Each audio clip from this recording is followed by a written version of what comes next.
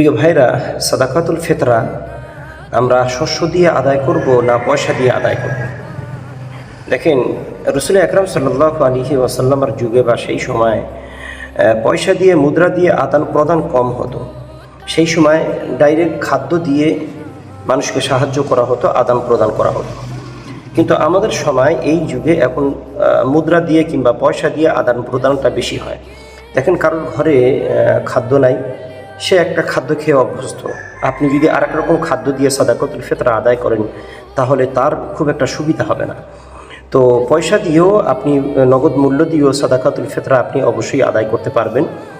আর খাদ্য দিয়ে, শস্য দিয়ে যদি আদায় করতে পারেন, তার প্রিয় খাদ্য যেটি আছে সেইটি দিয়ে আপনি করতে পারেন। তো খাদ্য, শস্য কিংবা পয়সা দিয়ে আমরা অবশ্যই সাদাকাতুল ফিতরা আদায় করতে পারবো। রইল কথা, সাদাকাতুল ফিতরা আমরা কত করে দেব?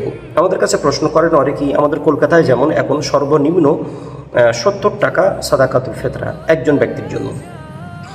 কিন্তু এই সর্বনিম্ন 70 টাকা এটি প্রত্যেকের জন্য নয়।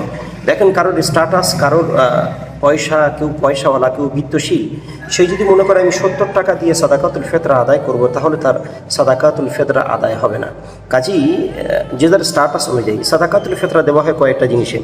একটা জিনিস হচ্ছে গম, পনির, খেজুর, কিশমিশ। তো এই রকম দিক দিয়ে যারা গরিব মানুষ তারা গম দিয়ে তার সাদাকাতুল ফিতরা আদায় করবে। যারা তার থেকে একটু পয়সাওয়ালা তারা কিশমিশ দেবে, খেজুর দেবে কিংবা পনির দেবে। এগুলো দিয়ে সাদাকাতুল ফিতরা আদায় করতে হবে। দেখেন, একটা হিসাব দিলে বুঝতে পারবেন, 50, 60, 70 হাজার টাকা মাসে আমার ইনকাম। আমি যদি 70 টাকা সাদাকাতুল ফিতরা দিই, তাহলে আদায় হবে কেমনে? কাজেই আমার উচিত খেজুর দিয়ে, কিশমিশ দিয়ে, পনির দিয়ে সাদাকাতুল ফিতরা, একসা কিশমিশ, একসা পনির, একসা খেজুর দিয়ে সাদাকাতুল ফিতরা আদায় করা, বা সেই সমপরিমাণ পয়সা দিয়ে। তো যার যেমন স্ট্যাটাস, আমরা বলবো না যে আপনার সাদাকাতুল ফিতরা এত টাকা। আপনার যেমন স্ট্যাটাস, যেমন অবস্থা, সেই অবস্থা অনুযায়ী সাদাকাতুল ফিতরা আমরা দেব।